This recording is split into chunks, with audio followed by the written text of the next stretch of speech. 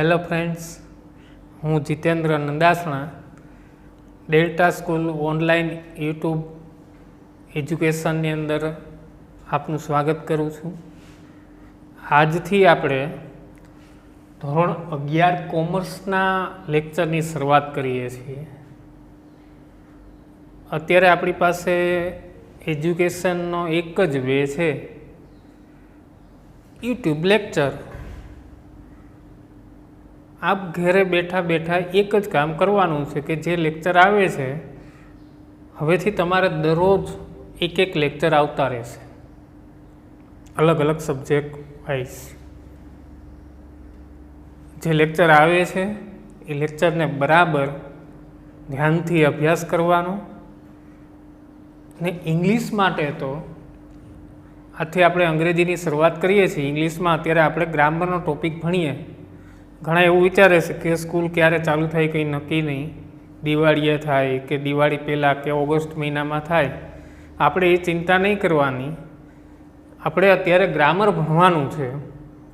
ગ્રામરમાં તો એ જ રહેવાનું છે, કદાચ દિવાળીએ થાય કે ગમે ત્યારે થાય.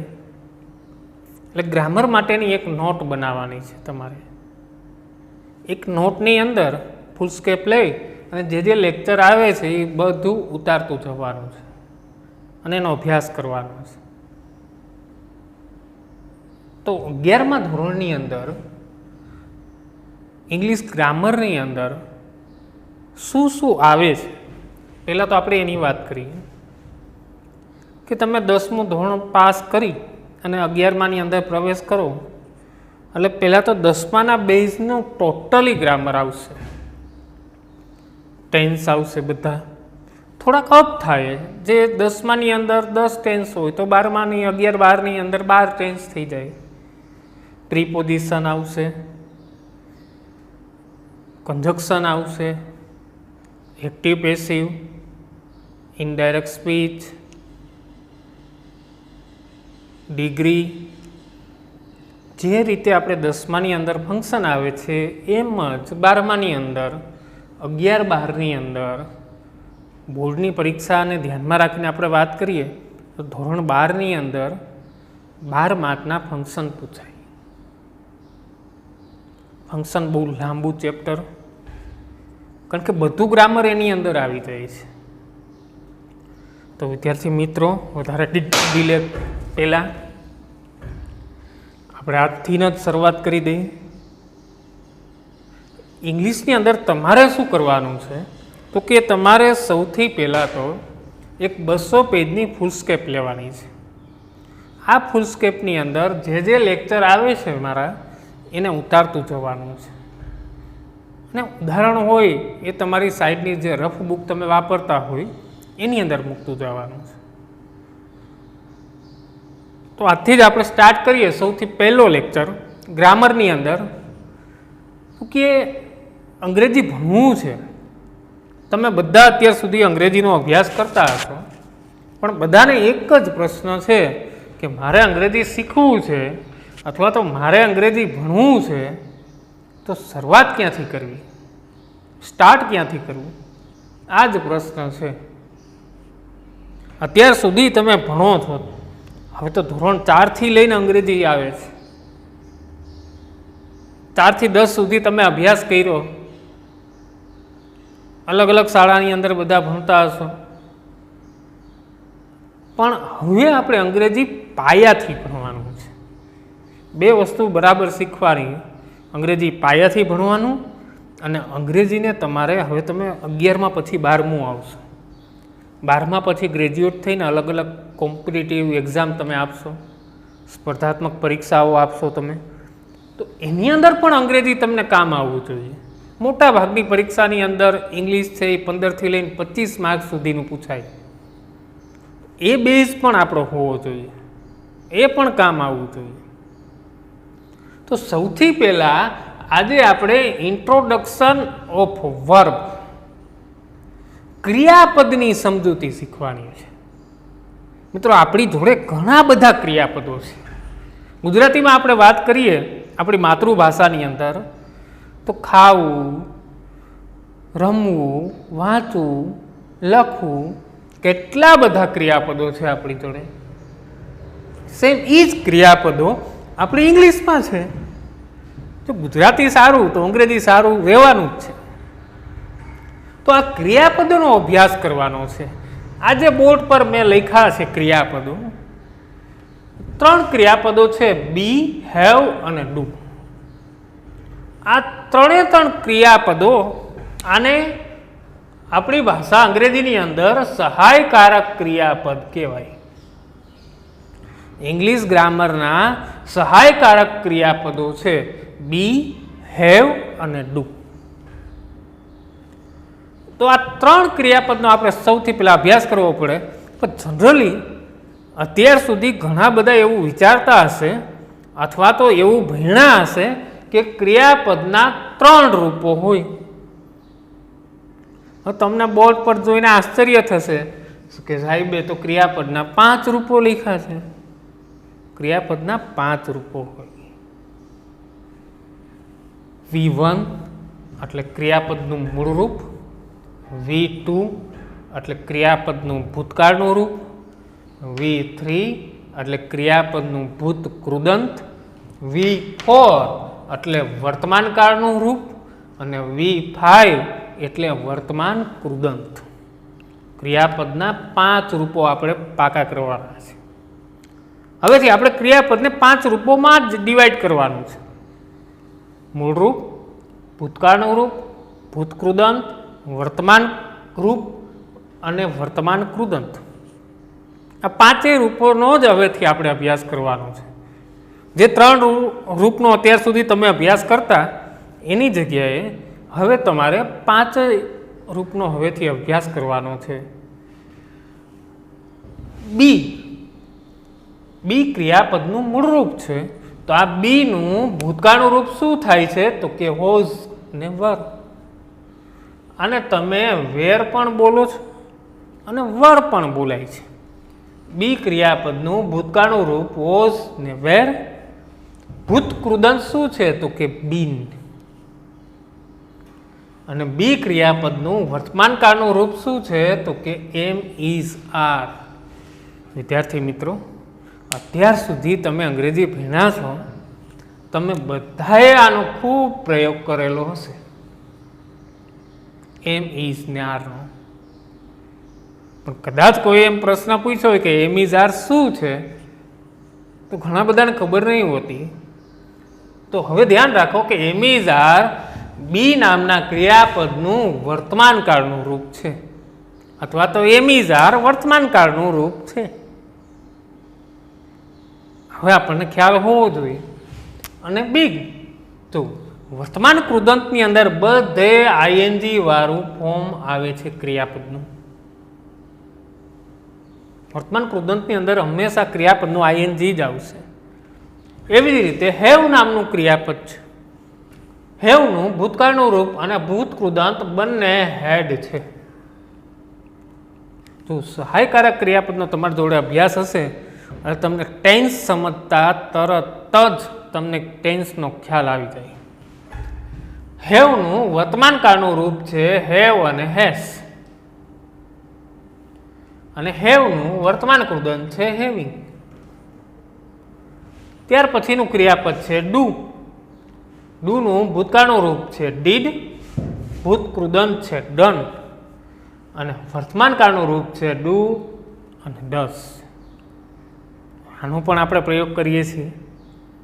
હવે આપણને ખ્યાલ આવી ગયો કે એમ, ઇઝ, આર શું છે? તો કે બીનું વર્તમાનકાળનું રૂપ. હેવ એસ શું છે? હેવનું વર્તમાનકાળનું રૂપ. અને ડુ ડસ શું છે? ડુનું વર્તમાનકાળનું રૂપ છે. અને ડુઈંગ વર્તમાન કૃદંત છે ડુનું. આ 3 સહાયકારક ક્રિયાપદો છે.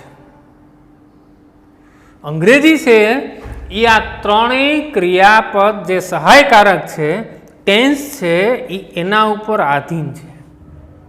એટલે આ 3 સહાયકારક ક્રિયાપદનો આપણને અભ્યાસ હોવો જોઈએ.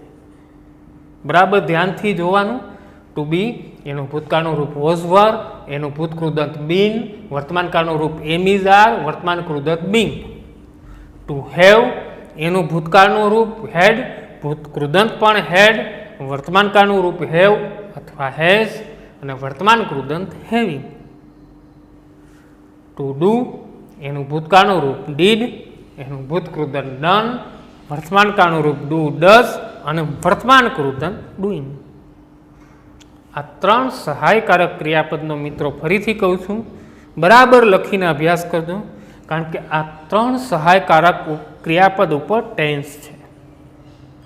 12 કાળમાંથી મિત્રો 2 જ કાળ અને એ 2 કાળની હકાર જ વાક્ય રચનામાં ખાલી આ સહાયકારક ક્રિયાપદનો ઉપયોગ નથી. બાકી બધે સહાયકારક ક્રિયાપદ વગર વાક્ય બનતું જ નથી. અંગ્રેજી ગ્રામર બધા ટેન્સની અંદર સહાયકારક ક્રિયાપદનો ઉપયોગ થાય છે. હવે તમને પ્રશ્ન થશે કે આ લાઈનની નીચે જે ક્રિયાપદ છે એ શું છે? તો આની જેમ આપણી જોડે કેટલા બધા ક્રિયાપદ છે. જો રાઈટ એનું ભૂતકાળનું રૂપ શું થાય છે? તો કે રોટ થાય છે. એનું ભૂતકૃદંત શું થાય છે? તો કે રિટર્ન થાય છે. વર્તમાન કાળના રૂપ શું થાય છે? તો કે ક્રિયાપદનું મૂળ રૂપ થાય એક તો રાઈટ, અને ક્રિયાપદને એસ કે ઈએસ લાગે એટલે રાઈટ ને એસ લાગે છે એટલે રાઇટ્સ. અને વર્તમાન કૃદંત રાઈટ નામના ક્રિયાપદનું રાઇટિંગ છે. બીજું ક્રિયાપદ છે ટીચ. ટીચનું ભૂતકાળનું રૂપ ટોટ, એનું ભૂતકૃદંત ટોટ, અને વર્તમાન કાળનું રૂપ ટીચ એક તો મૂળ રૂપ એનું, અને ટીચીસ ઈએસ પ્રત્યે લાગે, અહીંયા એસ પ્રત્યે લઈ ગયો. એ કાળની અંદર આપણે અભ્યાસ કરશું, એની અંદર એસ ને ઈએસના નિયમ આપણે જોઈ લઈશું. અને વર્તમાન કૃદંત છે ટીચિંગ. ફ્લાય નામનું ક્રિયાપદ છે. ફ્લાયનું ભૂતકાળનું રૂપ ફ્લો, ભૂતકૃદંત છે ફ્લોન, વર્તમાન કાળનું રૂપ છે ફ્લાય અને ફ્લાઇસ, અને વર્તમાન કૃદંત છે ફ્લાય. તો આ 3 સહાયકારક ક્રિયાપદ, આ 3 છે એને આપણે મુખ્ય ક્રિયાપદ કહીએ. આવા આપણી જોડે અસંખ્ય ક્રિયાપદો છે. એટલે હવેથી આપણે શું કરવાનું છે? ક્રિયાપદને એના 5 રૂપમાં ડિવાઈડ કરવાના છે, 3 રૂપમાં નથી કરવાના. અત્યાર સુધી જો તમે 3 રૂપમાં કરતા હોય તો એને આપણે ભૂસી અને 5 રૂપમાં હવે લઈ લેવાના છે. જાગ્યા ત્યારથી સવાર. હવેને જે બાજુ પર મેં વાક્ય લખેલા છે એ 12 કાળના વાક્ય છે. જો આ 3 વાક્ય છે એ સાદો કાળ છે. હી રાઇટ્સ. હવે જો તમે ક્રિયાપદ જો શું કહે છે, મેં હમણાં જ કીધું એમ કે 2 કાળ એવા છે એની અંદર, અને એની પણ હકાર વાક્ય રચના, એક સાદો વર્તમાન કાળ અને એક સાદો ભૂતકાળ.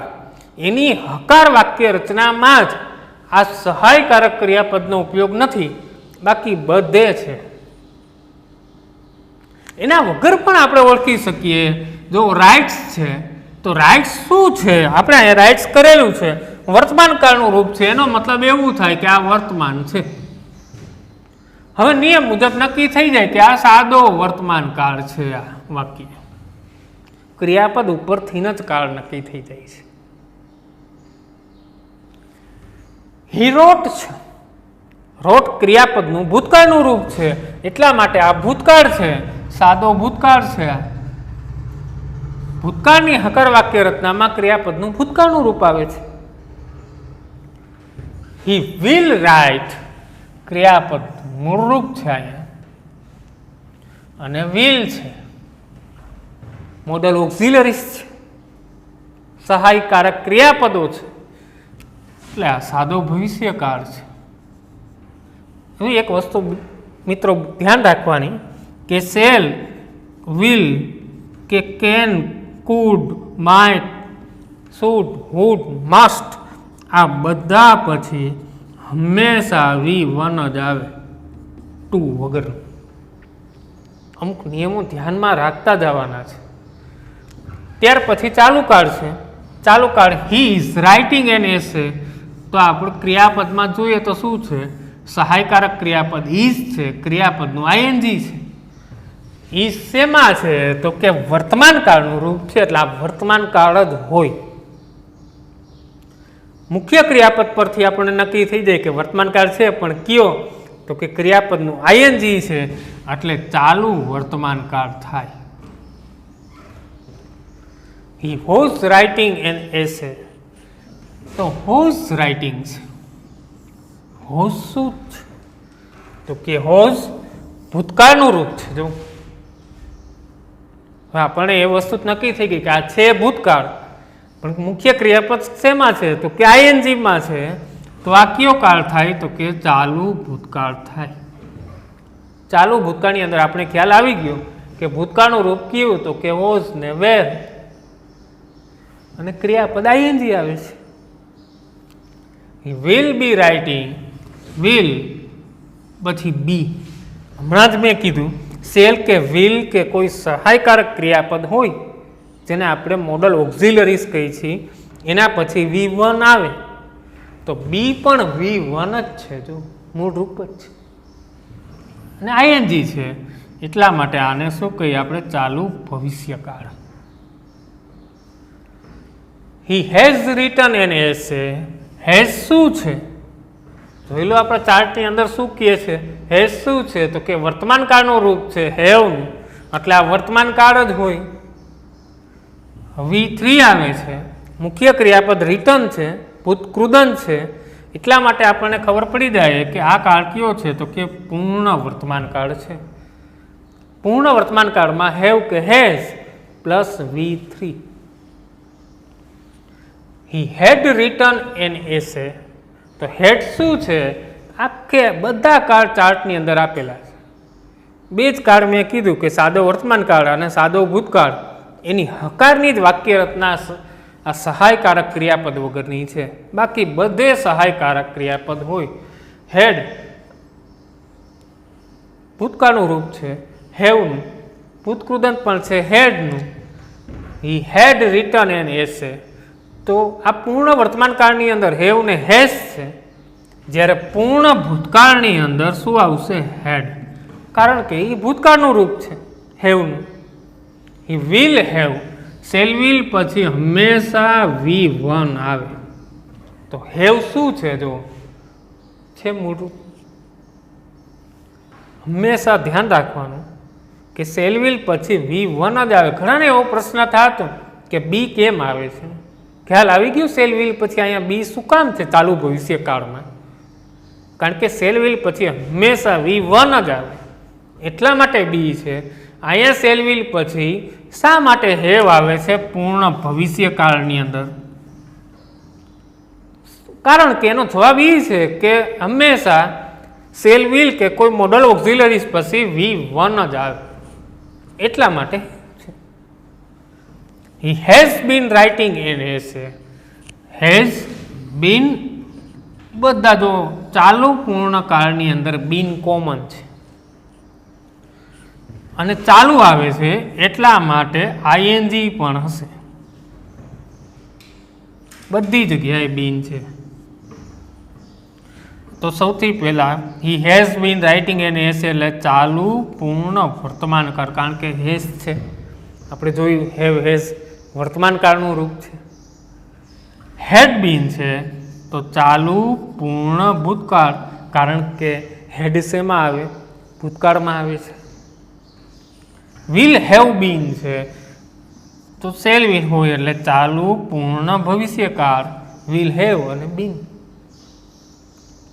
મિત્રો આપણે ધ્યાન એટલું જ રાખવાનું છે કે વર્તમાન કાળના જે રૂપ હોય એમિઝાર, હેવ હેઝ કે ડુ ડઝ એ વર્તમાન કાળમાં જ વપરાય છે. જો તમે ભૂતકાળનું વાક્ય લખવું છે તો એમિઝાર, હેવ હેઝ કે ડુ ડઝ ક્યારેય આવતા નથી. આ યાદ રાખવાનું છે તમારે. જો કોઈ ભૂતકાળના રૂપો હોય, બીન હોય, હેડ હોય કે ડન હોય, એ બધું એના ભૂતકાળમાં જ આવે છે.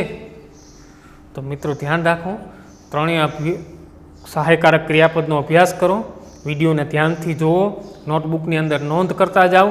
વધારેમાં વધારે વિદ્યાર્થીઓ જે આ તમારા કોઈ ગ્રુપમાં આપણે ત્યાં આપણી શાળામાં એડમિશન લીધું હોય તો એમના સુધી પહોંચાડો.